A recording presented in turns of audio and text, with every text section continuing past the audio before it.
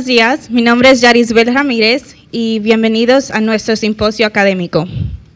Hello, my name is Yarisbel Ramirez and welcome to our symposium, academic symposium.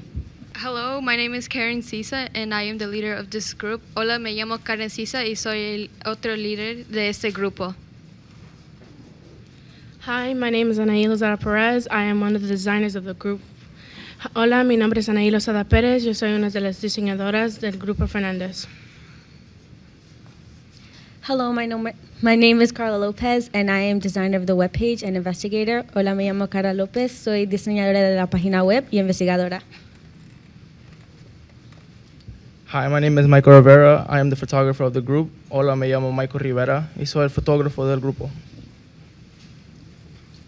Hola, me llamo John Medeiros y yo hice la investigación. Hello, my name is John Medeiros and I did the investigation. Casi todas las personas en los Estados Unidos tenemos una familia que se identifica como inmigrantes. Almost all people in the United States have a family that identifies as immigrants.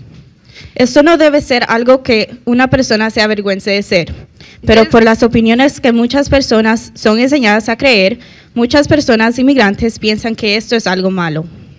This should not be something that a person is ashamed to be, but because of the opinions that many people are taught to believe, many immigrants think this is a bad thing. Por eso creemos estos estereotipos y algunas veces hasta lo creemos y no nos damos cuenta a quién estamos afectando, siendo en una forma buena o mala. Stereotypes are something that forces us to do good things and bad things, like every human being. This is why we create these stereotypes, and sometimes we even believe them, and we do not realize who we are affecting, whether it's in a good or bad way. Los perjuicios que perciben los inmigrantes afectan las oportunidades que personas influye que se superen ellos mismos a su máximo potencial. The prejudice that perceive immigrants affects the opportunities that they have and influences them to succeed and reach their maximum potential. El Dr. Fernandez es una persona que representa muy bien a los inmigrantes de los Estados Unidos y su potencial.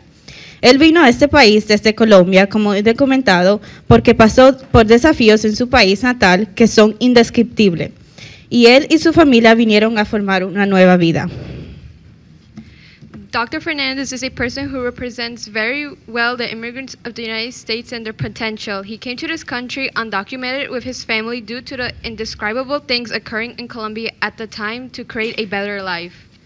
Nos gustaría hablar de los perjuicios que este grupo de personas experiencia, la educación, la religión y las opiniones sobre violencia que los portrean a ellos como personas individuales son perjuicios que los afectan a desarrollarse y convertirse en personas exitosas. We would like to talk about the problems that this group of people experience. The education, the religion, and the opinions on violence that portray them as individuals are complications that affects them to develop and become successful people. La educación es un tema que muchos inmigrantes tienen la oportunidad de conseguir en este país.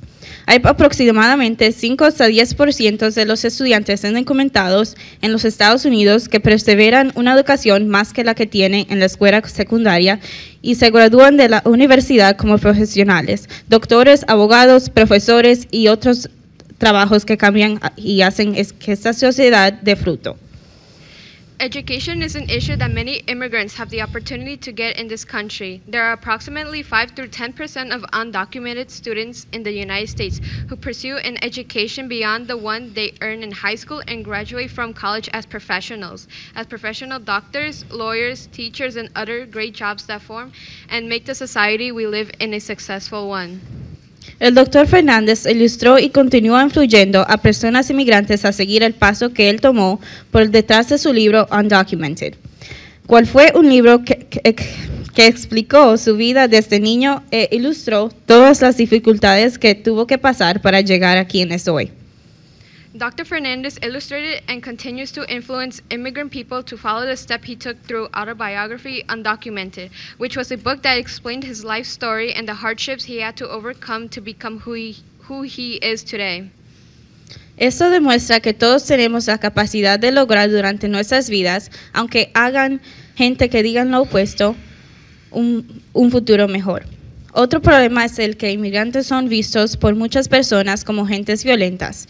Este perjuicio hace que muchas personas piensen que los inmigrantes no deben ser recibidos por los Estados Unidos. From coming of this country to achieving the dream he had since little to become a surgeon. This shows that every person has the ability to achieve success in their lives, even when they live when there is people who say otherwise. Another problem, immigrants are seen by many people as humans who bring violence. This issue makes people think that immigrants should not be received by the United States. Líderes importantes de países como el de nosotros algunas veces apoyan estas opiniones y hacen que el número de problemas y perjuicios incremente y causen divisiones en la sociedad. Religiones diferentes de la que practican la mayoría de personas en los Estados Unidos son vistas como algo que va contra la cultura americana. Finally, important leaders from our countries of nationality sometimes support these opinions, which encourage divisions and encourage the number of problems and damages increases in our societies. Finally, religions different from that practiced by most people in the United States who are seen as something that goes against American culture. Diferentes religiones son en diferentes formas, pero hay personas que no dejan que esto lo disminuya. Different religions are described in different ways, but there are people who do not let these prejudices and stereotypes diminish them.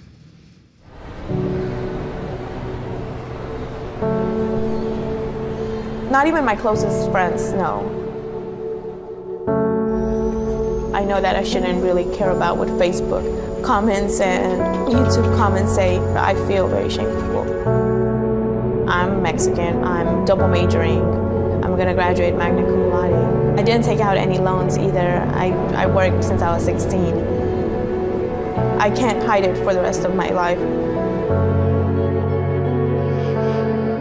Right about 17, 18, that's when I got into Harvard. I received my acceptance letter. I left out the door and I tripped on some cable there. It actually knocked down my computer, but I ran all the way to school to show them, you know, the email that I had just got. And that was the first problem there. A thing that drives me is when people ask me, so, what's your major? Yeah. Mathematics and statistics. Ooh, good luck with that. That looks confusing, but it's really not. So I went and I asked her, I was like, Mom, do you have my social security number? And she was like, you don't have a social security number. So I was like, wait, what? So how am I in school? And she was like, when I enrolled you in school originally, they didn't ask for a social security number. They just asked for your basic information and your birth certificate. And I was like, wow, I don't have a social security number. That means I'm undocumented. A lot of these kids had no choice about whether they would come here.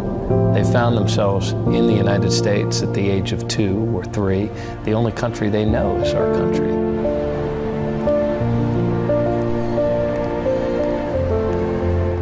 I came when I was about 5. They did not take that first step. They did not decide to come to this country. How does a 5-year-old get held responsible for a criminal act? When a student like that walks into your office and she says to you, so how do I get my driver's license, sir? And you have to be the one that says, man, I really have to tell you, there's no way that you can get your driver's license right now. And if you're driving down the street and you get pulled over, you could find yourself in a deportation hearing. As a counselor, that is the hardest conversation to have with a student, that she can't get a driver's license to go to work, that when she gets to go to work, she has to admit that she's undocumented. I missed the stop sign, and there happened to be a cop coming my way when I ran it, and he immediately turned around and stopped me. And that's where everything started. It was weird. I didn't feel myself fitting into the crowd. When they would ask me, what are you in for? Like, I had 2 traffic tickets. I was well behaved. I'd never been in any trouble. And that was my darkest hour, just being taken away and, you know, just the shame of being in handcuffs. I was arrested, and even though I was innocent, I was transferred to an immigration facility, and I was there for 45 days. The only thing I could see was a little TV outside of my cell. I just wanted to sleep. That's all I wanted to do. Like, I would wake up for breakfast, grab the food, give it away, and go back to sleep. Me being like in the whole orange jumpsuit thing, And to see my mom just on the other side of that glass, it just hurt for her, like to see her cry and me not be able to hold her and tell her that it was gonna be okay. Like that hurt. My ancestors have been where Mario is right now. This sense of walking in fear and living in fear. If you treat these young people who've lived their whole life, except maybe a year or two, in the United States, and you reject them, and you make them go back to a country they don't know, you take them out of a culture that they love and they contribute to through their education, through being in the service. Well, it's a mystery how a Christian who says, I am a Christian, can be so harsh. What's the great secret in America, huh? The one we all know. We see Maria making our bed as we're getting to the hotel room. We don't give a hoot whether she has paper. She's made our bed, and we're happy she's there. It's shameful. This idea that people are walking around in fear, it just strikes me as un-American. It also strikes me as a problem that we should work to find a solution to. The President of the United States can single-handedly make sure that every dream kid in this country has a work permit tomorrow, has a driver's license tomorrow. He can't legalize them, he can't make them permanent residents, but he can give them a work permit. They've gone to school, they've worked hard, they've gone to college. Kids who've done everything we've asked of them. Let's give them that chance. This issue really challenges our country to look inside of our hearts. As sad as it is to see the dysfunction around our whole immigration issue, even sadder would be if no one in the rest of the world wanted to come to America. I am so many things, and if people see me walking, if people were to see, all the things that I've done, they would have never thought that I wasn't documented.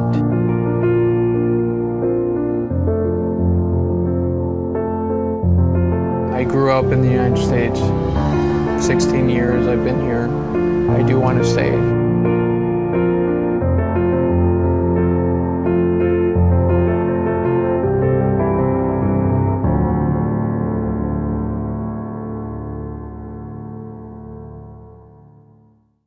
El doctor Fernández es un cirujano cardiovascular. Tiene experiencia trabajando con diferentes tipos de personas debido a su trabajo. Este tipo de cirujano trabaja con niños, adultos y personas mayores de la comunidad.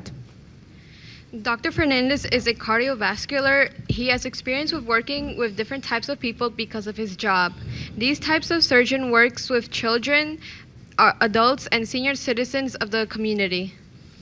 Un cirujano cardiotorácico es un médico que se especializa en procedimientos quirúrgicos dentro del tórax, órganos como el corazón, los pulmones, el esófago y otros órganos en el pecho.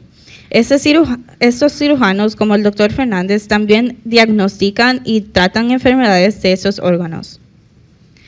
A cardiothoracic surgeon is a medical doctor who specializes in surgical procedures inside the thorax, or in other terms, chest, which may include the heart, lungs, esophagus, and other organs in the chest.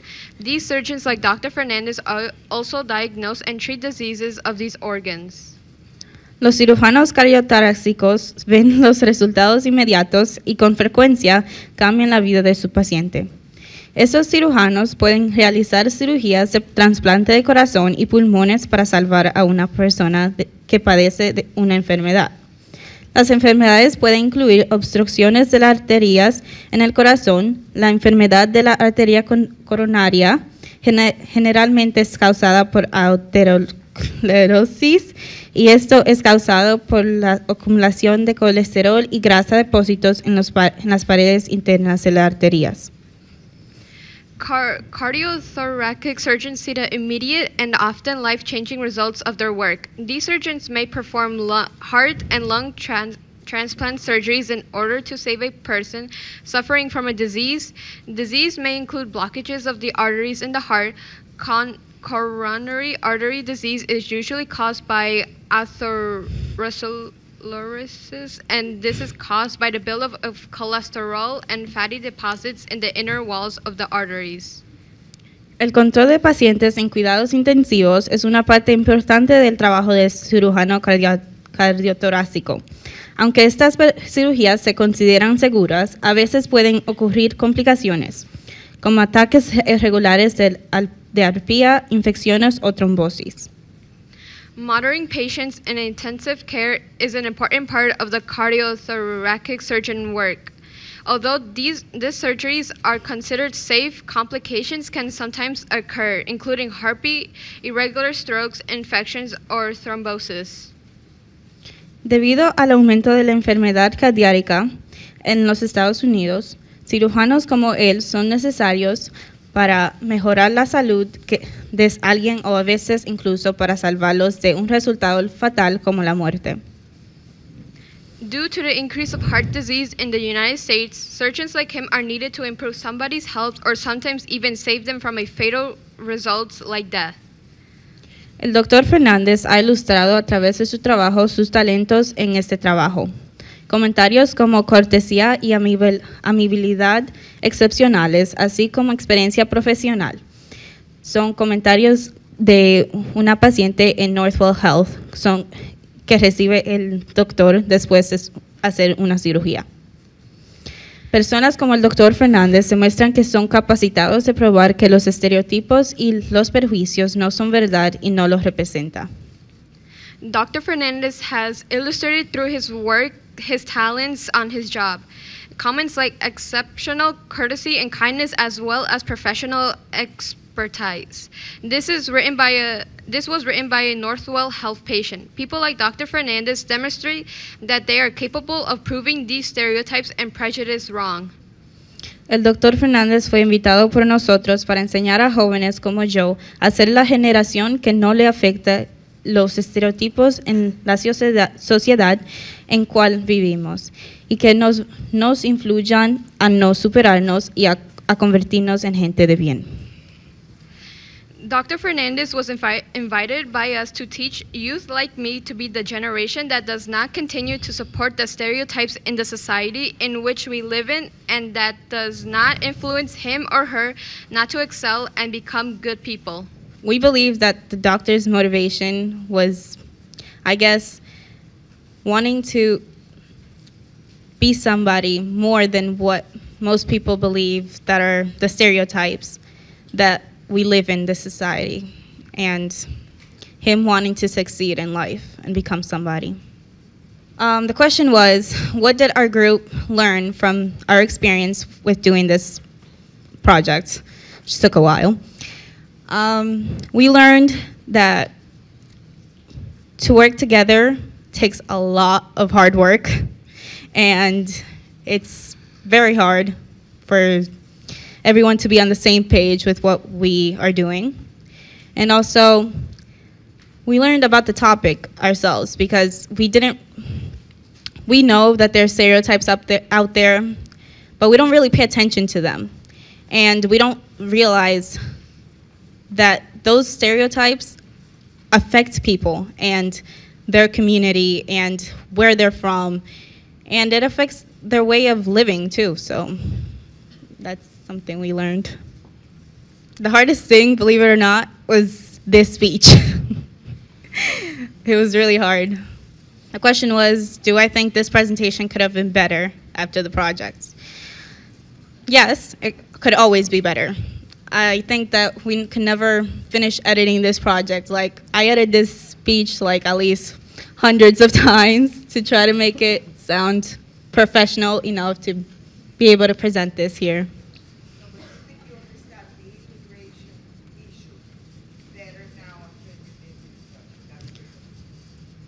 Well, I've always understood it, really.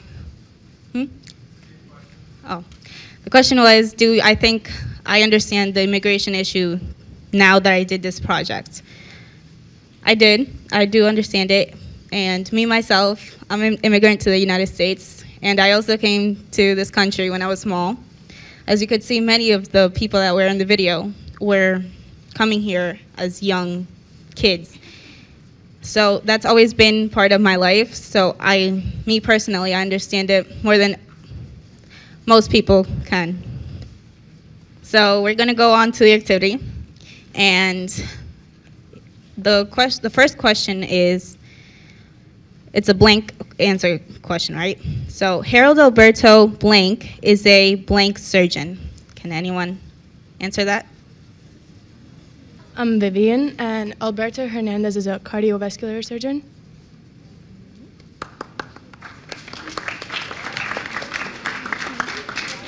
Question number 2. Dr. Fernandez came to the United States blank from Colombia. All right, the options are undocumented, illegally, and prejudice. My name is Guy, and undocumented.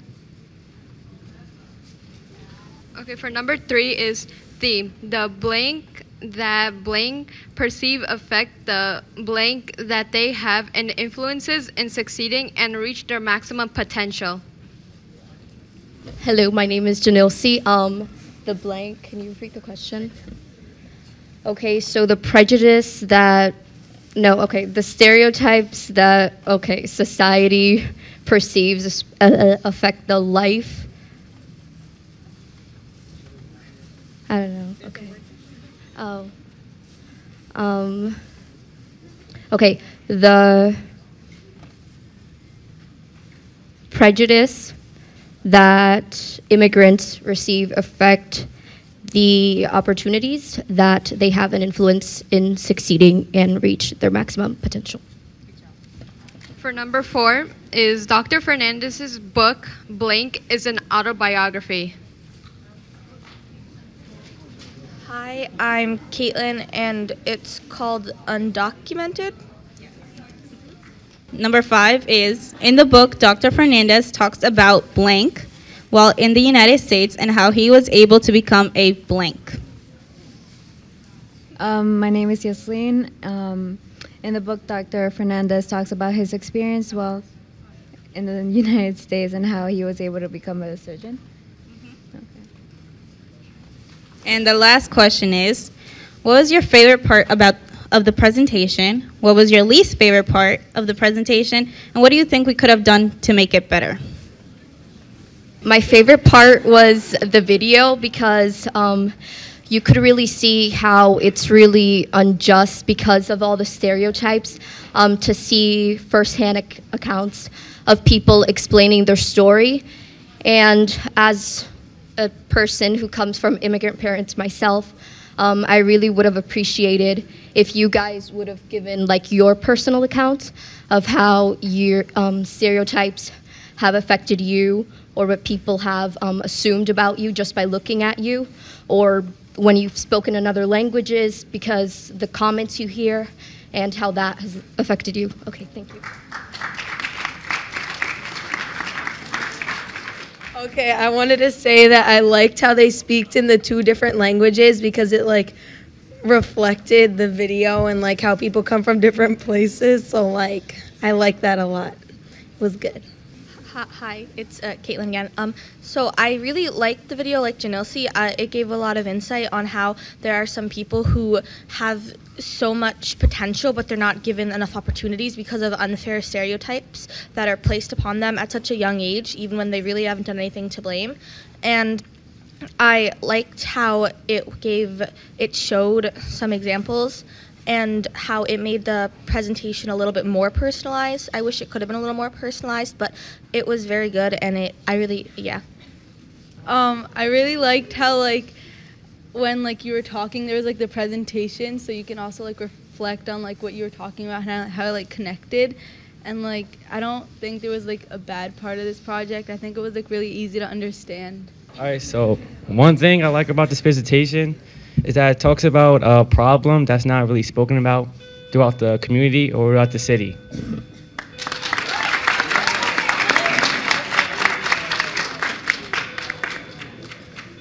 All right, as I said, stay seated, and Dr. Fernandez, can you please come up?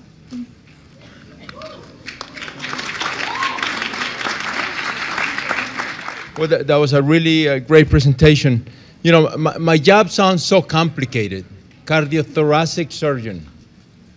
It's even hard to say, but I'm going to tell you what my son said a few years ago. I have a 14-year-old son, And when he was about 10, we're having a conversation, father to son. And my son looks at me and he goes, you know, Daddy, you have the best job in the world. Whenever you're stressed out, you can just get a knife and a saw and you can just cut into people's chests. So I said, wait, Brandon, hold on. You're right. That is what I do on a daily basis. You know, literally with a knife and a saw. I have the incredible privilege and honor to get into the chest of my patients and fix their hearts. Fix the valves inside the heart that are not working. Fix the arteries on the surface of the heart that are blocked and that are not bringing enough oxygen and nutrients to the heart. And I have this privilege to fix those hearts so that people can go back to their families, to their communities, to make their dreams a reality. That is what I do on a daily basis, and it's something that it was my dream since the time I was a little kid, since the time I was sort of sitting in my high school, in my classes, dreaming of one day being able to help other people through medicine. And in fact, my dream started when I was back in Medellin, Colombia, growing up over there with my abuelitas. You guys know what abuelitas means? Grandmothers. So I was growing up with them, and I would see doctors and nurses coming to my house to help them, and I wanted to be able to do the same thing for other people. Now, during those days, my family was going through a difficult time, and that's when I saw this video. To me, it's very personal, and I get really emotional, like I'm sure many of you do, because it really touches my heart, because I went through the same stuff that these kids were talking about. So when I was 13 years old, I was in Colombia, living with my abuelitas, and my parents were in America working as undocumented immigrants. I hadn't seen my mother for over 2 years. I hadn't seen my father for more than 4 years, and we were separated. My mother was crying every day. My mother would cry in the morning. She would cry in the middle of the day. She would cry every single night. During those days, there was a commercial that would come on TV and ask the viewers, do you know where your kids are tonight? And this commercial would just bring my mother to tears because she didn't know where her 2 kids were and what they were doing. So in an act of desperation, they told my mother, well, we can make arrangements so that your kids could be smuggled into the United States. And it's only going to take 3 days for them to get here. So my mother signed up, and they made the arrangements. And in October 1978, we left Medellin to come to America. And unfortunately, things didn't go as planned, because when we got to this tiny island in the Bahamas called Bimini, which is a tiny little island right in one of the corners of the Bermuda Triangle, the weather was very rough, and they thought that we couldn't make it on the small boat that was going to bring us to America. So we had to wait for 2 weeks for things to be better. Finally, on October 26, 1978, they gave us the green light, and we left at midnight, in the middle of the night. We left at midnight so that we wouldn't be detected by the American Coast Guard. The trip only took 7 hours, but I can tell you it was the longest 7 hours of my life. We all thought we were going to die. Everyone in the boat was crying and praying. The adults were crying. Everyone was sick. I still remember the sound of the boat going up and then coming down, crashing against the waves.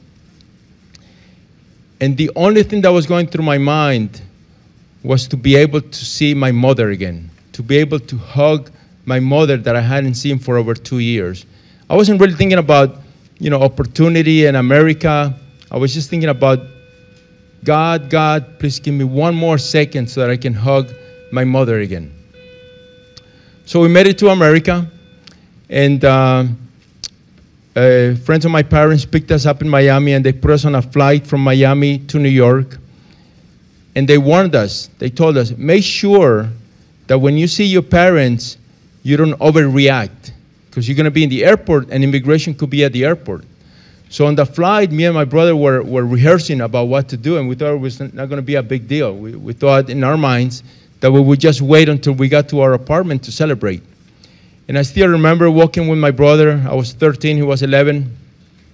And then out of the corner of my eye, I see my mother, and she's crying. And when I see my mother and I see her crying, and my father is trying to wipe her tears away, we both started crying. We started running towards them, and we started celebrating that we were a family one more time. So here I am in America, 13 years old. Incredible country. Our first night was amazing. You know, all the lights, the buildings, the bridges, it just looked so incredible. But the one thing that really caught my attention was when we got to our apartment and my mother started showing us that tiny little apartment, just 2 bedrooms, and she opened up the refrigerator, and there was just so much food in this refrigerator that I never had seen so much food in a refrigerator. And right in the middle of the refrigerator, there was a little basket with apples. You know, 5, 6 apples. And I had never seen so many apples in one refrigerator. Because in Colombia, when, you know, an apple was a commodity. So when my grandmothers bought an apple, they would split it into little wedges, and we all would get like a little wedge. If you have behavior, you would get 2 little wedges, but not an entire apple. So that night, we couldn't fall asleep. And in the middle of the night, me and my brother woke up again, and we went to my mom and asked her if we could just get an apple. And my mom started crying because she realized that we were together again as a family, but that there was a lot of work that had to be done to make up for the time that, you know, that we have been apart. And the beginning was not easy. You know, it was hard. 13 years old, teenager, in school, kids would call us refugees. They would tell us, go back to your own country. They would make fun of us each time we tried to speak the language. And, you know, it got so bad that the vice principal called my mother because of the fights we were having, and he warned her that we were going to be suspended from school. And I saw my mother break down again. And when I saw this, I decided that I was going to change my life around. So I just want to spend a few minutes to just let you know some of the lessons that I've learned that I can help anyone, whether you're an immigrant student, whether you're any student, to become a better person and to be able to make your dreams a reality. I'm going to tell you what I did when I was facing the obstacles of not knowing the language. I knew 0 English, new country, no friends, and my parents were just barely making it, okay? And the first thing I decided was that I was going to get a job. And my job was going to be delivering the newspaper. Now, I had to convince my father of 2 things. I had to convince him that, first of all, I was going to stay in school, and second, that my grades were actually going to be better. And I convinced him, and he said, fine, get the job. So I started delivering the newspaper in New Jersey, okay? But when I decided to do this job, delivering the newspaper, I decided that I wasn't just going to deliver the newspaper. I decided that I was going to be the best newspaper delivery boy in America. No one was going to be better than me, okay, delivering the newspaper. And the reason I decided that was that I had seen how hard my parents worked. I had seen how hard, you know, my father woke up every day to work 12, 14 hours a day, you know, 6, 7 days a week. My mother worked also, and how proud they were of the work that they did. And that was my immigrant experience. So when you see, like, the people that you see as immigrants, like the people that cut the lawn in the houses, the people that work in the kitchens of the restaurants, the people that work in the farms, picking up the grapes, picking up the vegetables, they do it with pride, and they do it with an honor to do the best job that they can possibly do. And that's what I decided when I was going to deliver the newspaper. So what, you know, in those days, getting your newspaper every day was really important. Because, you know, you didn't have the internet, you didn't have phones, so your only connection to the world was the newspaper. When you open up the door, you wanted to see the newspaper right there. So I decided that that newspaper was always going to be there for my customers, whether it was raining or snowing, whether I was sick, I always was there to deliver the newspaper. And after about a year, I was elected as the newspaper carrier of the month. And, you know, my picture came out in the paper. They had a little write-up. My parents were really proud. My mother cut it up. She put it in her purse. She would show it to everyone, even people she didn't know. You know, she would just take out that little article and tell him, look, my son is in the newspaper. My father cut it out. He put it in his locker room by his job, and he would show it to all his friends. And this gave me more strength. I decided that I was going to do even a better job. So I started talking to my customers, in my broken English, and I would tell them, listen, can you tell your friends to sign up for the newspaper? And I was able to increase my newspaper route from about 90 papers to 130 papers. And the next year, I was selected as the newspaper carrier of the year. And I came out in the paper again, so my parents cut it out again. And I know some of you are probably thinking, well, Dr. Fernandez, newspaper carrier of the month, that's not really that important. But I'm going to tell you something. The lessons that I've learned doing that tiny little job, delivering the newspaper, is what helped me throughout my life. So the same energy, the same enthusiasm, the same mindset that I used to become the newspaper carrier of the month is what I used in all my activities. So whether it was the Boy Scouts to become an Eagle Scout, whether it was indoor track and outdoor track to become the Hudson County champion in the half mile, whether it was soccer to become the captain of my soccer team, whether it was school to eventually become the valedictorian of my high school, this is what I used in all those activities. And that's how I was accepted to Princeton University. Now, when I applied, in that video when they were talking about a Social Security card, that was really personal to me because I also didn't have a Social Security card. And in those days, they would tell you, well, the best way to get a Social Security card is to go out to some tiny little town in New Jersey, because when you go over there, they're not going to ask you for your green card. I actually had a green card, but it wasn't a real green card. And if you show them the green card, they're not going to be able to know whether it's real or not. So at around the age of 16, I got on a bus, and I went to Long Branch, New Jersey to get my Social Security card. And I remember being in the office with the lady, and I filled out the form, and we're there sort of by the desk, and I'm showing her my documents.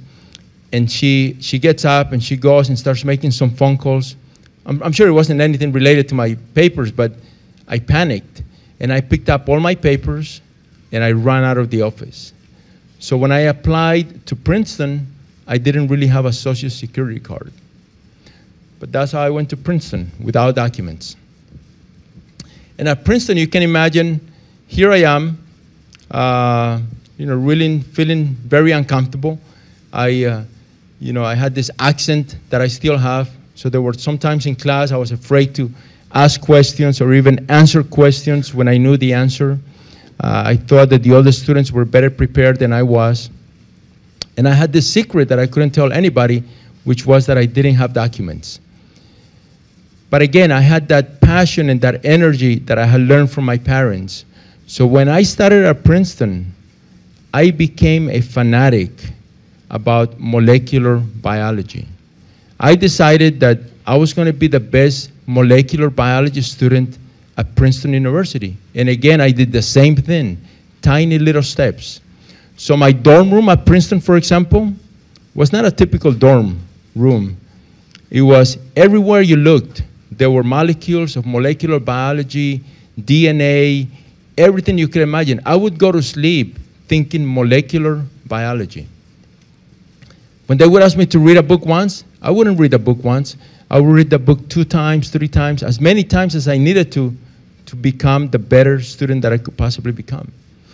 And after a semester, I received a letter from the Dean of Students saying that my grades at Princeton were the highest grades in the entire university at Princeton University.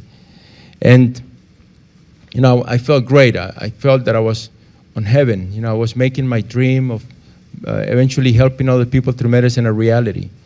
Unfortunately, 2 weeks later, I received another letter, this time from the Dean of Foreign Students. And I still remember that afternoon because I saw the letter. It was Janina Isawi, Dean of Foreign Students, Princeton, New Jersey, 08544. I still remember the envelope so clearly. And I thought to myself, Dean of Foreign Students, I'm not a foreign student. I live in New Jersey. My parents live in New Jersey. Sort of like a lot of the dreamer students that have been here since they were tiny little kids, and they consider themselves, just like all of us, part of America, part of the American dream. They don't even think in their minds that they belong anywhere else because they've been here all their lives. That's how I felt when I was at Princeton and I was doing well. So I opened up the letter, and the letter said that she wanted to see my green card. The problem was that I didn't have a green card. What was I going to do? And when I saw this letter, I realized I couldn't tell my parents, because what could my parents possibly do? And eventually I found one of my professors, Professor Arcadio Diaz-Quiñones, and I spoke with him. And he told me he was going to speak to the president of Princeton, William Bowen, at that time. And he was going to speak to him. And he spoke with him. And that same day, the president of Princeton told me that I was going to be able to stay at Princeton. They were going to change my status from being a regular student to being a foreign student. This is President William Bowen, who was the first president at Princeton to open up its doors to women. Because, you know, Princeton was the last Ivy League school to accept women. The first class, in fact, entered in 1969. And out of those first two classes, we already have 2 Supreme Court justices who are current Supreme Court justices from that acceptance of women at Princeton during those days. He was also the first president to open up its doors to African American students and also to Jewish students. And now to me, Harold Fernandez, an undocumented immigrant in America. And again, this made me work even more, so that I started working even more. And when I graduated from Princeton, I received the highest honor that is given to an undergraduate student, which is called the Moses Taylor Pine Honor Prize.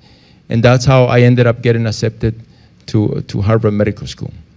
And then eventually to doing a career in cardiothoracic surgery.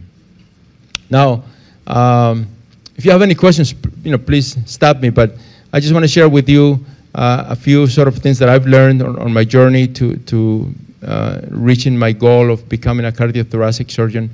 And one of them is a little a few steps that I've learned to become a better student. And I know 100% that if you follow these 3 simple steps, you're going to become a much better student. This is what I did in high school, this is what I did in college, and this is what I did at Harvard Medical School as well. The first one is the idea of being prepared. So that I made it a point that before any lecture, I would just try to read a little bit. Just the night before, and you don't have to learn it all, but just do a little bit of reading. And I noticed this. I remember when I was doing my algebra class in high school, and the next day the professor was going to talk about slopes. And I just happened to take some time, 5-10 minutes, to learn about just simple things, what the equation is, y equals mx plus b, what the m is, what the x is, what the b stands for, just a little bit. So that when you go to class the next day, those 40 or 45 minutes are not wasted, and you know a little bit. And now it's even simpler. Now that you have the Khan Academy, for example. You guys know about the Khan Academy? Let me see, lift your hands if you know about the Khan Academy. All right, if you don't, tonight you should go and look it up, okay? K-H-A-N, the Khan Academy. Little 3-minute to 5-minute videos that basically they can teach you anything you want in life. If you look at one of those videos or 2 of those videos before the next day, you're going to see how much more you're going to learn when you go to school. So that's the first step, being prepared for your lecture. The second one is what I call physicality or physical learning. I discovered that there were so many times where I would be reading a book and the book would become boring, and then you sort of drift off, and then you fall asleep, and you spend half an hour, and then you wake up and you realize you don't know anything you've learned. So in order to prevent that from happening, what I would do is I would read not more than 5 minutes. And then I would get up, physically get up from the chair where I was studying, and I would walk around the room, just walk around, and in my head, review some of the things that I had just learned. So I would read maybe a page or 2 paragraphs or whatever I had read, physically get up, and review some of the stuff in my head. And that was really effective because it forced you to review, and that physical act of getting up and walking around makes you a better learner. You know, right now there's a lot of evidence that shows that the physical nature of getting up prepares your mind so that you can learn even more. Okay, so physicality. And the third one is teaching it to someone else. Okay, that's the really important and the true measure of whether you know something or not. If you can teach it to someone else, someone that actually doesn't know it or has some questions, and you can teach it, that really shows that you know it. So what I would do at Princeton when I didn't have anyone to teach it to is that I would pretend I was teaching it. I was teaching stuff to someone else. So I would find a classroom that was empty. I would get chalk and go by a board, and I would just put stuff on the board and pretend that some of the stuff that I was learning, I was teaching it to a classroom full of students, and that they were actually asking me questions, and we were having a back and forth discussion about some of the things that I was trying to teach. So those 3 steps, okay? Being prepared, physical learning, and teaching it to someone else. Those are the 3 things that I know can make you a better student, 100%, guarantee you. And in fact, if you do these 3 things and you don't become a better student, send me an email, okay? Professor Minota knows my email, so please let me know. But I know that they will make you a much better student. I'm actually in the process right now of writing another book, which is going to talk about some of the lessons that I've learned to become a better person and to be able to make your dreams a reality. And often I go around and I speak to kids about dreams, about passion, and about sacrifice. But you know, sometimes you can have kids or people with incredible dreams, really humble and honest dreams, who are very passionate, who are working real hard, and they still can't seem to make things happen. So this book is going to list 5 steps to make those things happen. But the 5th step, I think, is really important, and that's the idea of believing in yourselves. You guys know who Roger Bannister is? Lift your hand if you know who Roger Bannister is. Okay, we have 2 people in the back, but they can. I want some of the students. In fact, he just passed away a few months, I think a couple of months ago. In May of 1954, no human had ever run the mile under 4 minutes. No one. Okay? And there were 2 people that were really close.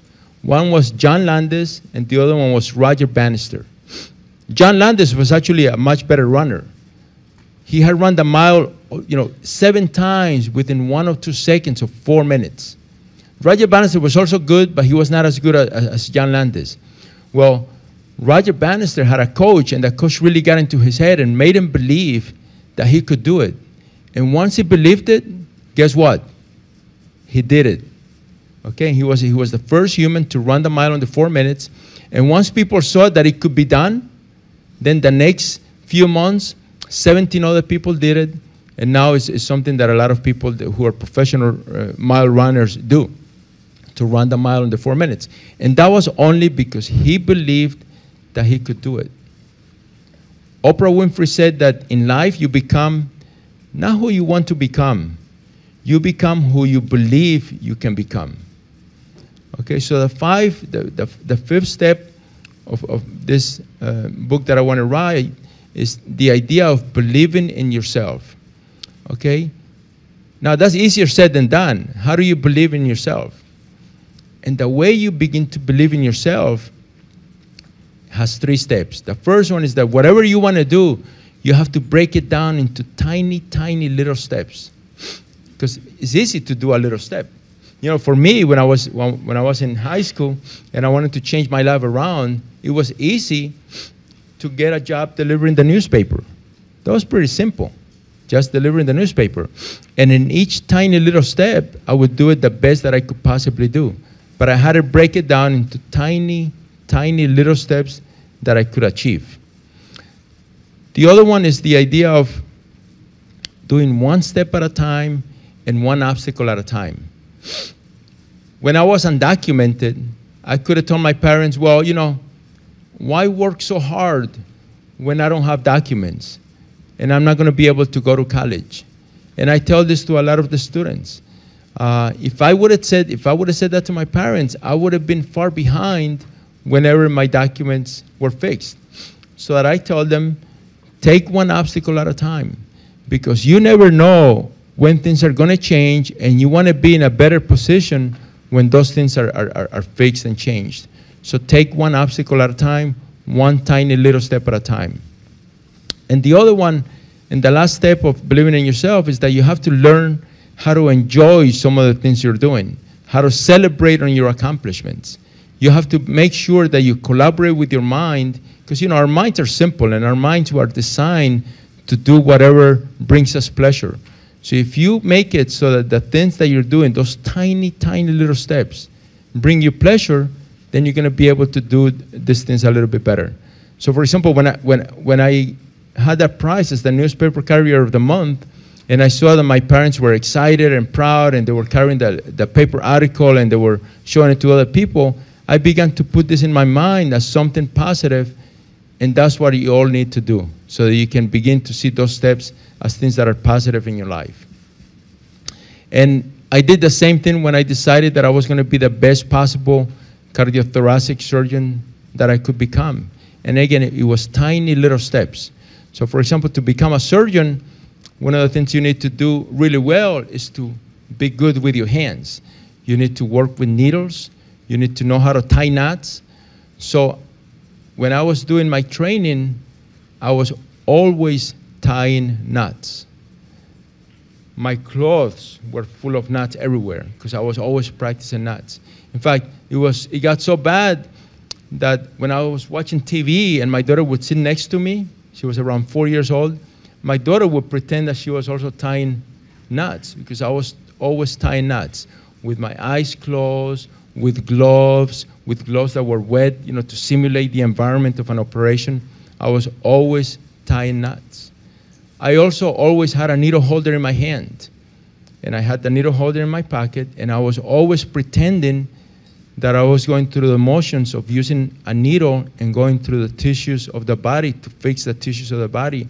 And I was pretending in my mind, going through those tissues and going through those motions of using the needle holder. I know it sounds a little bit crazy and a little bit creepy, but that's what you need to do. Those little steps is how you make yourself different than all the other people. So that today, when I go and see a patient, for example, and I'm going to tell them, Mrs. Smith, I'm Dr. Fernandez. I'm going to be your heart surgeon. I'm going to do your heart surgery tomorrow. I want to have that confidence that I am the best possible surgeon that I can be, and that I've gone through all those tiny little steps to become the best surgeon that I can possibly be. And I don't want her to be my patient because I came here without documents or because of anything else. I want to feel comfortable that I'm the best surgeon that I can possibly be. Okay, that being said, I'm going to open it up for questions, and you know, whether it's about medicine, health, or chemistry. I know we have the chemistry class over here, and before I forget, I just want to we've been doing this for a few years, and I want to thank the teachers for this opportunity. Alberto Minota, who has been really great at organizing this event, and I hope that, you know, that out of this little conversation we had, that some of you realize that you know, I can make it. Those dreams that you have, you can make them happen. Let me tell you, one of the problems with dreams, you know, we always talk about dreams, but one of the problems with dreams is that a lot of times we treat dreams as if they were dreams, as if it's something that just happens in the middle of the night, and then we wake up and then we forget about it. You know, if you don't put action into those dreams, then they're not going to become anything else. Another problem with dreams is that, you know, we're the first ones to tell ourselves that, oh, this is just a dream, we can't do it, because we think of them as dreams. And the other problem with dreams is that, you know, when you do share it with someone else, sometimes your parents or sometimes friends or other people, we expect them to be as excited as we are about those dreams. And that's not going to happen. You're the one that's going to be excited about those dreams. Other people are just going to be, you know, they're just gonna hear, and sometimes they're even gonna put you down. But it's you that has to make those dreams happen, okay? So maybe we can go over some questions so that I don't put you all to sleep. And yes. Yeah, so the question is, coming from Colombia, how did I pay for my college? Did I get any scholarships? You know, I was listening to a talk the other day, and someone was talking about their dreams and how come they had given up on their dreams. And one thing about America is that, you know, and people talk sometimes about life being difficult. Life is not difficult, especially for all of us that are here in America. Okay, life is easy. You know, if you think life is difficult for people that are, and I know this from, you know, coming from a country where we had a lot of difficulties with violence and a lot of other stuff, and some of the other countries where kids can't even find a meal. You know, look at this high school, look at this library that you guys have access to every day, all the things that we have access to. And the same thing is true with an education. There's going to be a way for you to pay for your education. I mean, right now in the state of New York, you know, let me know if I'm wrong, but you know, I think community college, for example, is you can go for free. Community college can be for free, and all to these tiny little steps is how you can begin to build up, and eventually get to higher things. So sometimes it's a combination of grants from the government, scholarships, sometimes loans, but there's going to be a way for you to pay for your education. If you can show that this is something you want to do, there's going to be a way for you to be able to do it. So the question is, when I got accepted to Princeton, did I go right away or did I take a year off? You know, for some reason, I always wanted to go to Princeton. In fact, I remember, and it all started because when I was a sophomore, we had the state sectionals for indoor track and field happened to be at Princeton because they have a beautiful indoor gym. And when I went over there, afterwards, we went for a little jog around the campus, and I was just looking at the buildings and looking at the students, and my other fellow classmates would tell me, because they knew I was a good student, they would tell me, Harold, look, you can be a student here. And I started looking at the students, and I realized that there's no difference between me and them. There's no difference between any of you and the kids that get accepted to Princeton, Harvard, or Yale.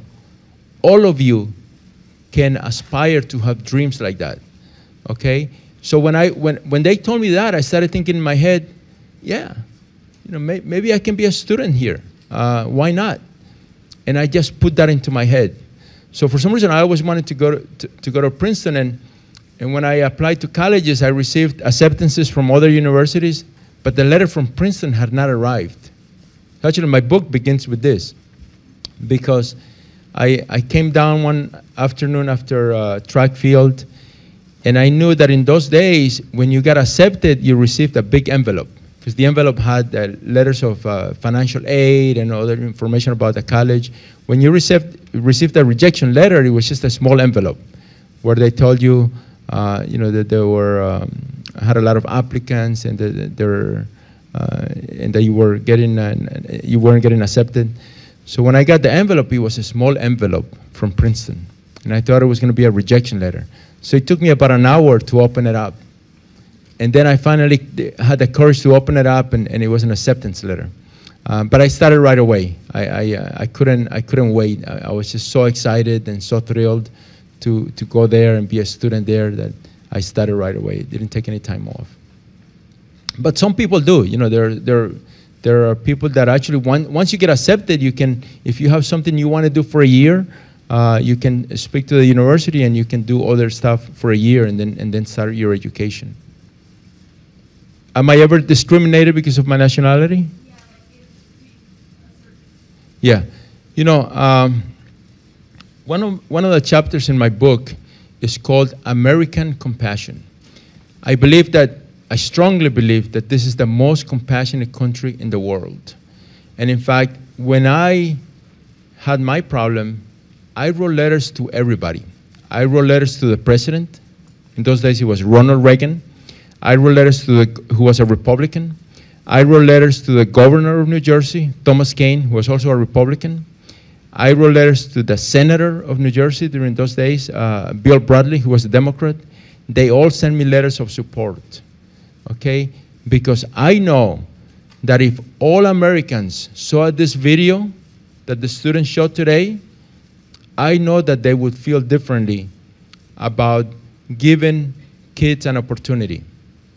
So when I see my patients, actually, you know, they always look you up on the internet now, and they're all excited that I went through the struggles and through the obstacles and the challenges that I went through, and that I've made myself the best possible surgeon, even though I had to face those obstacles, because they know that I'm going to do the best possible job I can for them.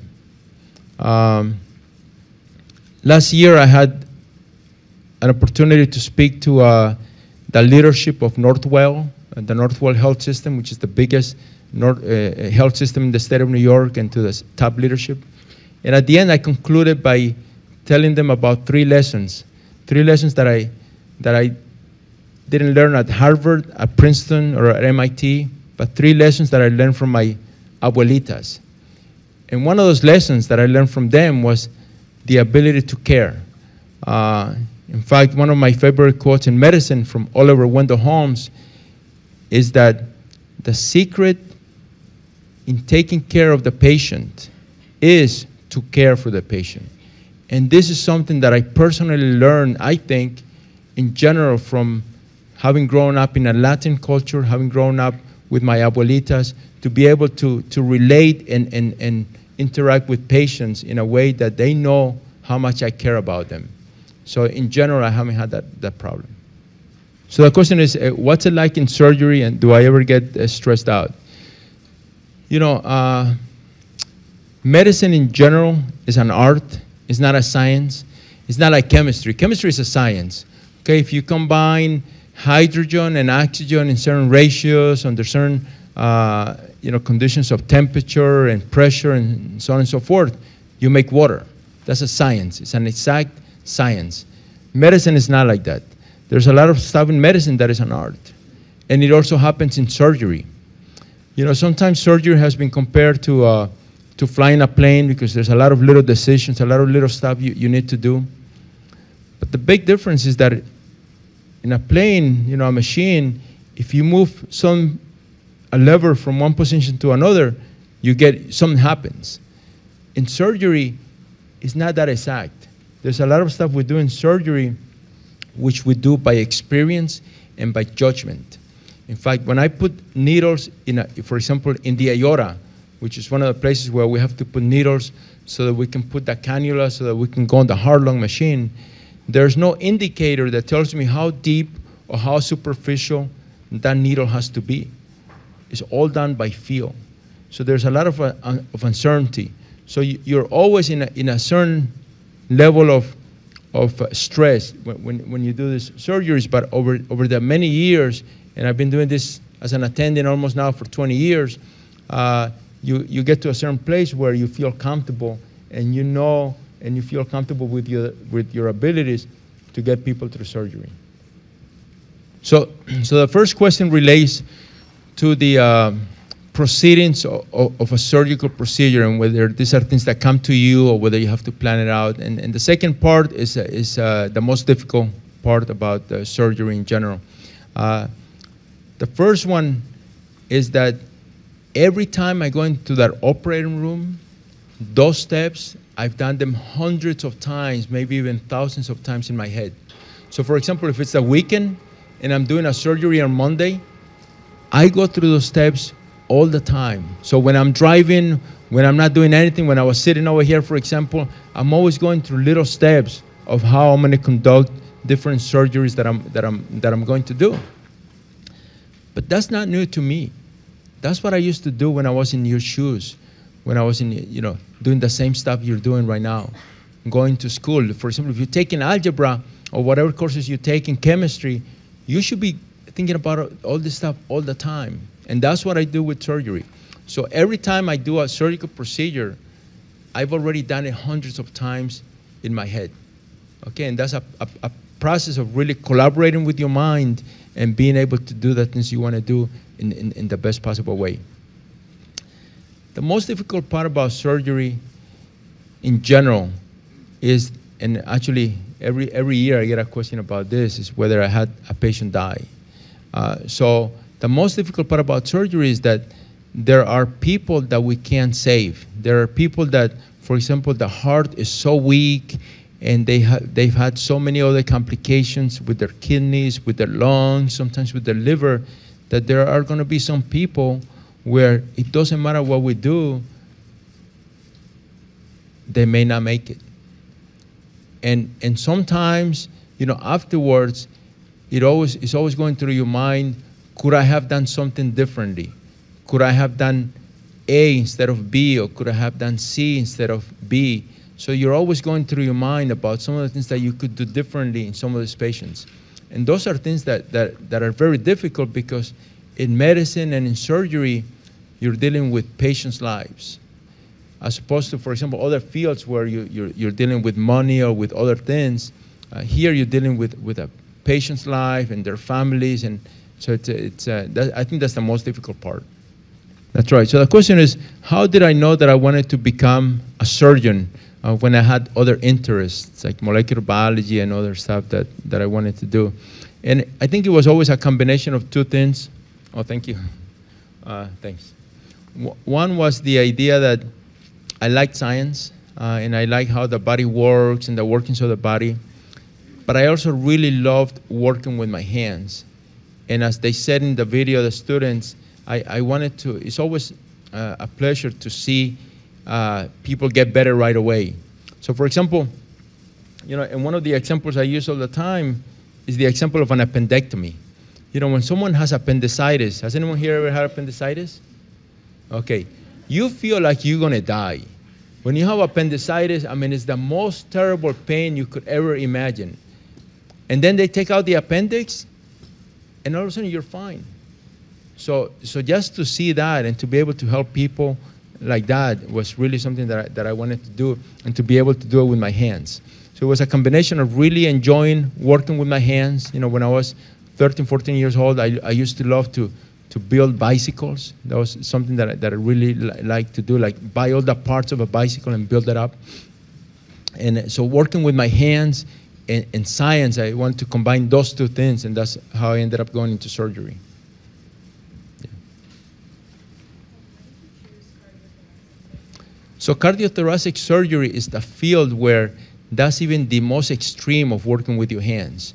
You work in, you know, in some of the pictures you saw, when you do cardiothoracic surgery, you're wearing special loops. It's almost like a microscope, because you're working with tiny arteries, tiny needles, with special instruments, and you're trying to fix those arteries.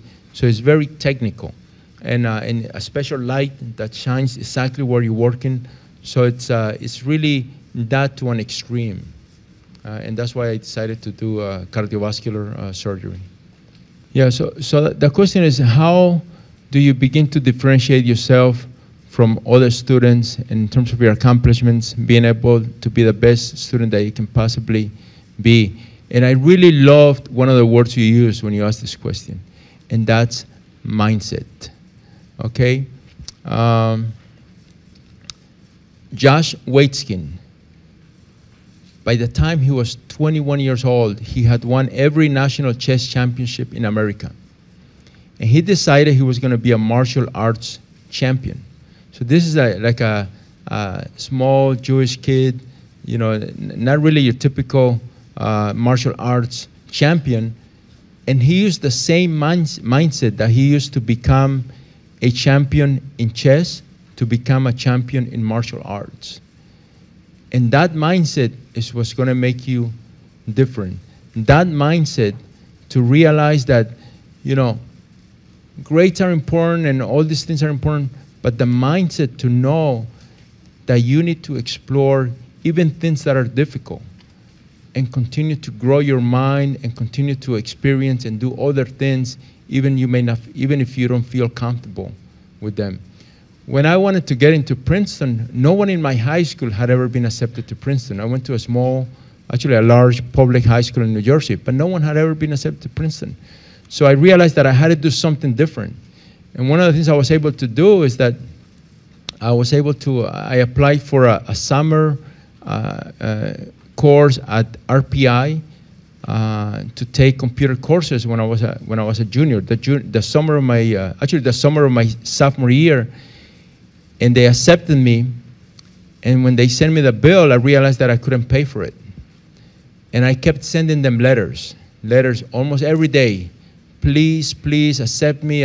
My parents can't pay. This is more than what my parents make in a year.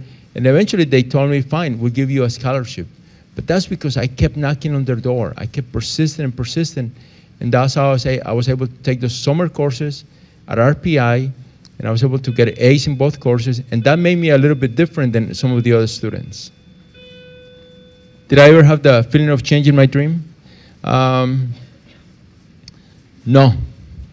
Ever since I saw those doctors and nurses go and help my abuelitas and just sort of the power to see how much good they could bring to them, I just wanted to be able to do the same thing for other people.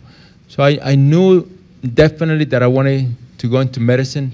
I didn't know exactly that it was going to be surgery, but I always had that dream of just doing something in the medical field. Do I have any miracle stories while operating? There are sometimes things that happen in medicine that we can't explain through science. There have been patients that I've taken care of who, for example, were what we think of as neurologically dead, and over the course of some time, they've woken up and become very functional. So I've seen that, over the course of the last almost 20 years, I've seen that about 2 to 3 times. And it's been very impressive and very rewarding to see those patients eventually come out from comas and wake up. So I've seen that sometimes, but every time I'm able to bring a patient from a condition where they're very ill to a condition where they're better, I treat that almost as a miracle, because it is a miracle that we're able to make some of these people better. Yeah, so if there was one thing that I could tell anyone who's trying to become a doctor, what would I tell them? And I think medicine in general is a very long career. And in fact, at each time there has been some negativity associated with it. Right now, they'll tell you it's a long career, you're not going to make a lot of money. There's a lot of times where you get sued by lawyers for different stuff that happens. So sometimes there can be a lot of negativity. But at the end of the day, I think that if you do it for the right reasons, which is to help people, and because you get that sort of really joy in being able to see people get better, I think that you'll end up enjoying medicine tremendously. Again, when I talked about little steps, it's really true in medicine, because sometimes if you focus on how many years it takes, it may seem like an impossibility. 4 years of college, then medical school, 4 years of medical school, then another 1 year of internship, and then another, several years of, if it's medicine, it's just 3 years. If it's cardiothoracic surgery, it's another 7 years. So you'll end up like an old man when you're done. But at the end of the day, you have to enjoy each step at a time. So when you go to college, for example, you make sure you enjoy college. So even though you're working hard and you're doing all this other stuff, you do a lot of other things to make your 4 years there enjoyable. And the same thing in medical school. So you're not thinking about 7 years from now or 8 years from now. You're just enjoying the process, enjoying the journey as it's going on. It was tough. And in fact, when I speak to kids, I have students about dreams. Yeah, so the question is, as you're working hard and you're going through your education and college and medical school, how do you keep alive the social aspect of which I think is important, and I think it all comes down to really making sure that whatever it is you're doing, you're enjoying it. And because at the end of the day, your mind is going to do whatever it finds pleasurable. So you have to find ways to enjoy those things. But it is true that you have to make some sacrifices. So the typical example I use is with kids that are, for example, studying for their SATs. And if it's a Friday night and your SATs are on a Saturday, and that Friday night your best friend calls you because it's their birthday and they're inviting you to the birthday party, you have to be able to say, no, I can't go because tomorrow I'm taking my SATs. And your friend should understand that, and you should understand that this is how making those sacrifices, knowing when to say no is important so that you can make those things happen in your own personal life. So there are sacrifices that you will need to make. It happens to all of us. You know, Steve Jobs said once that you can work really hard now to make your own dreams a reality, okay? Or you can work hard later on to make the dreams of other people a reality. So I think the harder you work right now, and the more sacrifices you make to make those dreams a reality, in the future you'll be able to live the life that you want to live and do the dreams that you want to make a reality possible. The question is, how do you tell the family members that you couldn't save their family member or their loved one? And there's no formula for it. You know, before any open heart surgery, I have a very honest and frank discussion with the patient and with the families, and I tell them that there's, for example, a 1% or a 2% risk of dying, for example, or a certain percentage chance of a major stroke or complications. And so in a way, they know that this is a possibility because you know it's open heart surgery. How much time do we have, President? Okay, so you know during open heart surgery, just to make it a little bit clearer, one of the things we do is that it's different than other surgeries because part of the surgery involves putting cannulas in the heart where all the blood comes out of the heart and it goes through this machine that does the work of the heart and of the lungs and then comes back into the body. So there's a part in open heart surgery where we actually stop the patient's heart. We give a medication and the heart stops so that we can do all the fine suturing and everything we need to do to fix the heart. And there are sometimes situations where the heart may not respond well to that particular procedure, and where when we try to start the heart may not be as strong as it was before, or something may have happened that we don't understand, and therefore there are patients that are not going to do well from just that particular process. So everyone understands that, but even that being said, when you actually speak to the families, everyone has a very hard time accepting that that can be the case. So in general, what we do is we assemble a team that includes not only me, but some of the nurses, some of the, sometimes a chaplain that works in the hospital, and sometimes other people, so we can meet with the families and let them know what has occurred. Yeah, so that's a really good question. How do I feel about the medical shows, like I guess ER and what anatomy or something? Yeah, Grey's Anatomy. Actually, just to be honest, I don't see those shows, but I hear some of the stuff that goes on, and I've seen some of the little commercials and stuff. But it's all fantasy. You know, a lot of times they have, for example, medical students doing procedures in an elevator, so none of that really happens. But it is a field where right now we can do many things that in the past seemed like things that could only be done in the future, and those are some of the things we can do right now. Like, for example, right now we can sometimes replace valves inside the heart through the groin. So through small catheters and small wires that we put through the groin, through the femoral arteries, that then go into the descending aorta, the arch of the aorta, the thoracic aorta, and into the heart. And looking at pictures, we can actually sometimes now replace those valves inside the heart without opening up the chest. And we've been doing this now for the last maybe 6 to 7 years. And this is technology which is just getting better and it's going to continue to get better. Another area of quick development is robotic heart surgery. So sometimes through catheters and stuff, instruments we put on the chest wall, you can put those things in the chest wall and you can have a surgeon operating on a machine over there or perhaps even another country and doing the surgery on that particular patient through a robot that's actually doing the surgery.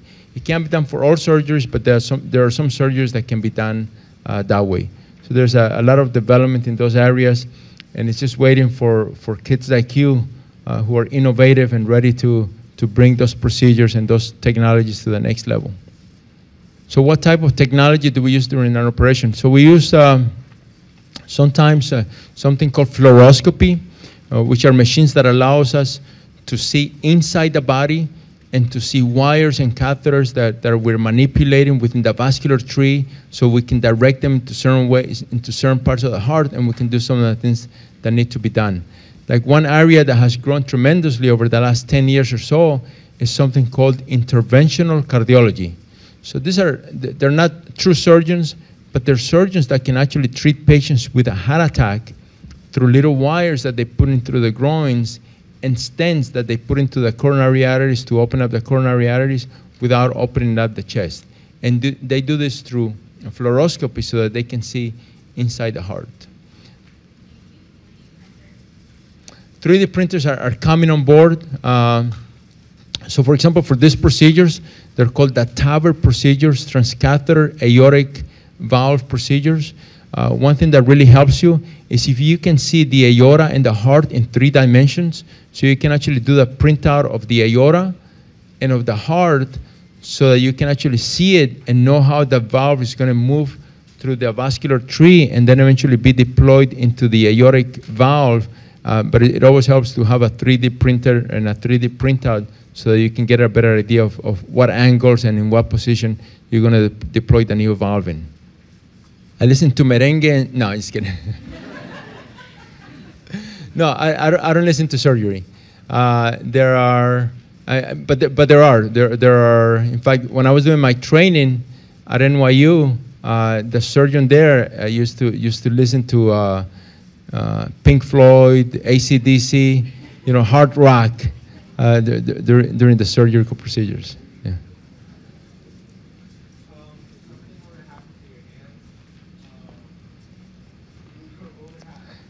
It'll be bad. Bad. But you're right, so I mean, all the work I do is with my hands, and so it's I try as much as I can, I mean, just in general, just to be healthy and to take care of my body as much as I can for the procedures I do. So the question is, we're often put on the spot for surgeries, and there are surgeries right now that are very emergent. One new form of technology is called something, it's called ECMO, E-C-M-O, ECMO, extracorporeal membrane oxygenation, which is a technology where if, let's say, something happens right now to any one of us, okay, and we go into cardiac arrest, in the future there's going to be a way to call a team and they'll come over here and they'll put that patient or that person in artificial resuscitation, meaning that that person will be put in a way that you can take over the circulation of the heart and of the lungs right here on the floor. So they come with a bag, and in that bag, everything is there, so you can put the cannulas through the groin, and you can put through the machine, which is now much smaller, and put that patient on resuscitation. This machine, the heart-lung machine, was invented in 1953 at the Mayo Clinic, and during those days, it was like a room, because it was a machine that was doing the work of the heart and of the lungs. Now, this machine is about this big, and it's got a little square membrane which acts as your lungs, and it's got a little pump that acts as the heart. And you can put a cannula that goes into the vena cava, femoral vein, vena cava, that draws the blood, goes through the setup, and then is pumped back into the femoral artery, and it allows the patient to still be alive. So actually, just a couple of months ago, there were 2 patients in Paris, one arrested at a museum in Paris. You guys know what the most famous museum in Paris is? Le Louvre, right? So someone had a cardiac arrest right in the middle of the museum, and they were able to call the team, and the team went over there, and they put the patient on the floor, and they put those cannulas in the femoral artery and the femoral vein, put them on the machine, and then took them to the hospital. So over the next few months, for North Wales, for example, for the health system that I work for, and you may be hearing this in the news, we're going to have something called ECMO to go, which is going to be a team of people that are assembled to do these emergency procedures, so that, for example, if something happens like that at a hospital where they don't have this technology or another place, we can go there as a team and do that for the patient. Now, during the time we get there, it would help if that patient received CPR. You guys know what CPR is? Okay, what's the most important thing about CPR? Huh? The rhythm? That's right.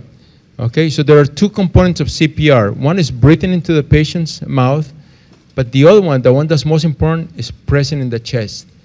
Okay, so you should do it, you should try to do it at about 100 beats per minute. And you have to press real hard, right above the heart, and you do your CPR. So that should be done for anyone who has a cardiac arrest. And if that's done, it increases the chances that those patients will do better once they get to the hospital, or once that team gets there to put the patient on that extracorporeal membrane oxygenation. It's called ECMO. The most important development in heart care over the last 50 years. So recently I wrote an article for a medical magazine, and the title of the article was "What I Didn't Learn at Harvard Medical School." Because, you know, sometimes we talk about all this technology, all these developments, you know, new forms of doing this, new forms of doing that. But I think the most important development that is becoming more clear is that for example, I wouldn't have a job if all of you and everyone ate the right way. And if you guys didn't smoke, and no one smoked. Okay, so you know that saying, eat an apple a day keeps the doctor away, that you hear from your grandparents? It's true. Okay, and when I tell patients, when I sit down with patients and I tell them about this, a lot of times they don't believe me. Because, you know, and a lot of doctors don't believe this either. Okay, there's a perfect diet, 100% perfect diet, and there's a really bad diet. Okay, and the closer you are to that ideal diet, the better you're going to be. So a lot of times patients will tell me, "Oh, doc, but I eat right. You know, I eat mostly vegetables, and here and there I have meat sometimes, and here and there I have." The ideal diet is something that people don't want to hear, because everyone thinks, "Oh, I can't do it," so they give up right away. But the ideal diet is a plant-based diet. Plant-based, wholly plant-based. So no animal products, no animals, meaning no red meat, no fish, no chicken, or nothing that comes from an animal. So no milk, no dairy, and just a plant-based diet. Does anyone here think that you could ever do that diet? Okay, right there, the vegan diet. So that's right, all right. So there are two documentaries on Netflix that everyone should see, and you know I recommend it to all my patients. 2 documentaries. One is called "What the Health," not "What the Hell," "What the Health." Okay, and the other one is called "Forks Over Knives."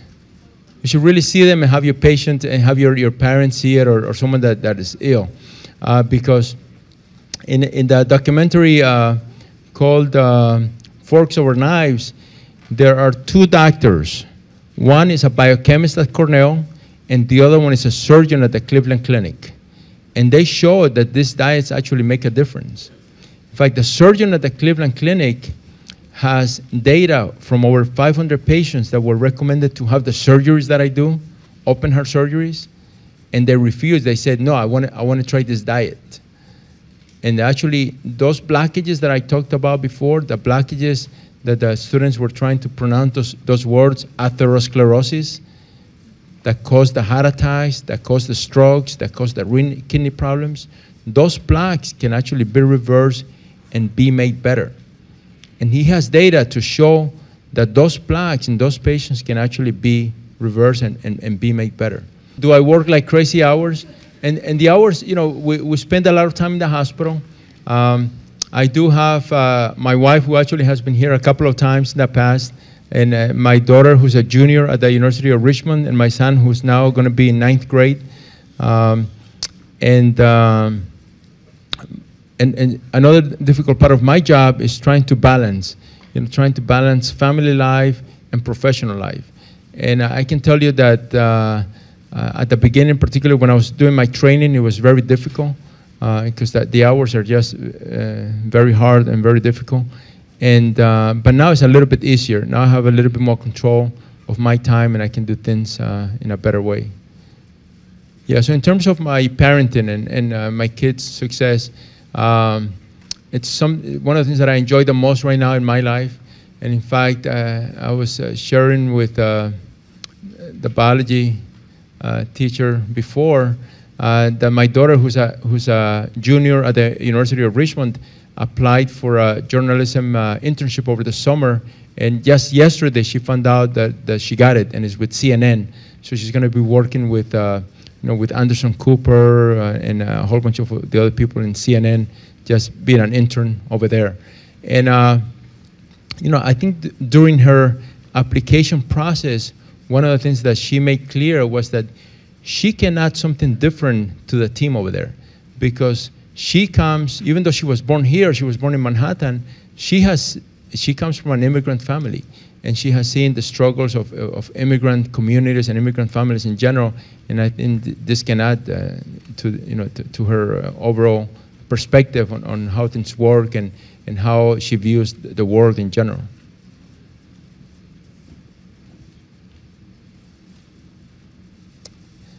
Is anyone here interested in medicine, a career in medicine? Good. So, I think that the most important thing for you guys right now is really to do well in your SATs and to really get into the best college that you can possibly get into. Once you're in college, the key thing is just to be persistent, because there's a lot of people that go into college saying that they're going to go to medical school and become physicians, and when they hit courses like organic chemistry or other difficulties, they stop thinking about their dreams, and there are ways to make it happen. I don't do any organic chemistry right now, even though organic chemistry was one of my favorite subjects. I mean, right now, all I do in the hospital is basically the work I do with my hands and just interacting with people, so that the work you'll end up doing eventually as a doctor is very different than some of the courses you're going to have to take so that you can get into medical school. Again, that Khan Academy website, it's something that I really, my kids use it all the time, and I'm just, I hope that every kid in America knew about those websites, because it's a way to really learn things so well and really be able to do much better in school. So I hope you use it. But I hope, from my visit here, one of the things that I hope that when you go home tonight and you start thinking about some of the things that you want to do, that you realize that there are no limits, that the things you want to do, you can make them happen, and that things don't happen overnight, that things happen in these little incremental changes, and that you have the time to do it. So start with tiny little changes, one obstacle at a time, and you'll see that eventually doors will open up and you'll be able to make things happen in your own particular life. Thank you.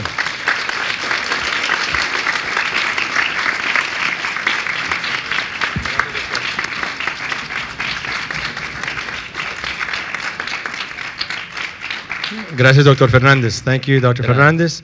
I hope all of you enjoyed the academic symposium. I would like to propose something to Senor Crino, if it's okay with you, Senor Crino, being that these are your students. One of your students had just mentioned if he could write a reflection on the symposium. I would definitely love to hear and see the reflection that some students may want to write after being present here, and perhaps maybe you can give them extra credit or something of that nature.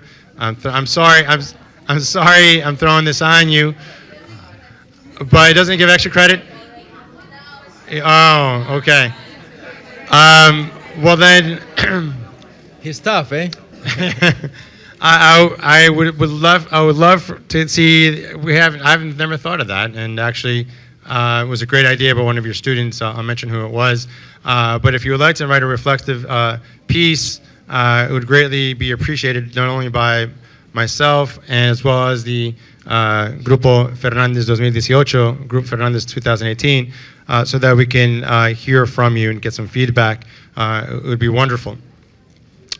So with that said, Senor Crino, thank you very much for bringing your classes. Applausos.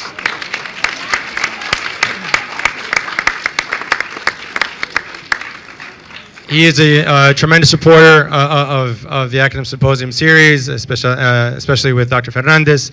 I really thank you very much for your support, Mr. Crino. I would like to thank also Ms. Doherty, Ms. Pinero, and again, the librarians, Ms. Ross, Ms. Coppola, Ms. Morales, for the use of the library space. I would like to also thank El Señor Shep. He is one who has been graciously supporting the series all these years. So thank you, Señor Shep. And we have a great video library. I'll throw you a plug, Señor Shep, on the website. If you want to see more of Dr. Fernandez, you'll find it on the district website, and it'll be there. Just follow the steps to get to the channels 46 and 77 site, and you'll see more videos from the previous years. And I would like to bring up Grupo Fernandez 2018.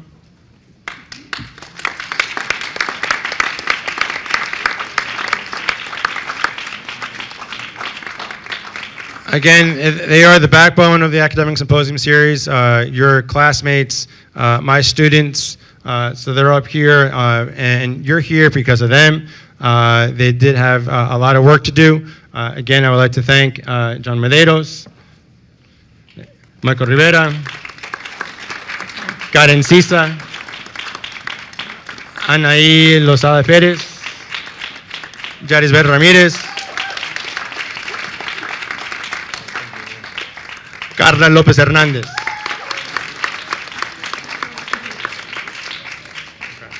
I also, my deepest gratitude every year for coming here. Wait, Ms. Mondelli. Thank you, Ms. Mondelli. She's also has been someone who's helped your classmates, my students, to get the work done. But last but certainly not least, Dr. Fernandez, I thank you from the bottom of my heart of the time you put in for all these years. A little quick story. How I met Dr. Fernandez, and it just really shows the type of giving and caring person that he is, as he mentioned, on how he learned from his abuelitas to care for people. How I met Dr. Fernandez, I was reading the New York Times, apropos, reading the New York Times one day, and the book part of on Sunday New York Times, there's a book section, and do they still have that? I don't even know if they have that anymore, because everything's electronic now. But there was a section in the New York Times one morning that I took out, and it was a future cover on the book Undocumented that was coming out. And this is back in 2011. I remember the winter of 2011. And I said, and I'm always thinking and getting ideas and throwing things out there. And I saw it, I was like, the first thing I thought of, Dr. Fernandez, you have to come. And I hadn't even met him yet. You have to come to White Plains High School. And the next day, I did some research on where I could find him. And I made my voice to be really important and wanting to meet Dr. Fernandez. And I was like, he's certainly not going to want to meet some teacher from some obscure place in Westchester County. He's in Long Island. Well, certainly enough, I called and I spoke to his receptionist and I said, hi, I'm Alberto Minota from White Plains High School. I'm a teacher and I would like to meet Dr. Fernandez. Does he have time to speak with me? She was just as gracious as he is. And, oh wait, yes, let me see if he's an opportunity that can speak to you. She gets back to me and says to me, he's still busy, but he will call you back within the hour. No joke. And I was like, it's not going to work. Hung up the phone and sitting in the car waiting for somebody. My phone rings. I saw it was the 516 area code of Long Island. And I was like, oh my gosh, what do I say? Certainly that's how I felt. Answered the phone and I was like, hello. And this is Dr. Fernandez. And I was just like, Doctor, as if we're like old friends, how are you? My name is Alberto Minota. I'm a teacher at White Plains High School. We run an academic symposium series, and I would like to invite you to attend one of our symposia. And he said, yes. 8 years later, here he is. So thank you very much, Dr. Fernandez. 8 years later, he's come every year in his busy schedule. Okay, and as you heard, he's got a family coming from Long Island. And I asked one of my students here, and I said, so what time did you tell Dr. Fernandez to be here? He's like, 6:45. I was like, 6:45? I was like, oh, okay. Because he knows what time he's supposed to be here because he's been here so frequently. Yes, and he was here on time with all the traffic you have to get through. What bridge did you take? Throgs Neck? Okay. Those of you who know those bridges are always packed with traffic. So again, he's here for you, and he does it because he cares about the future of this country, cares about you as students, and wants to get his word out and what he's done and how successful he's been through his ways. So Dr. Fernandez, mil gracias, mil gracias, mil gracias.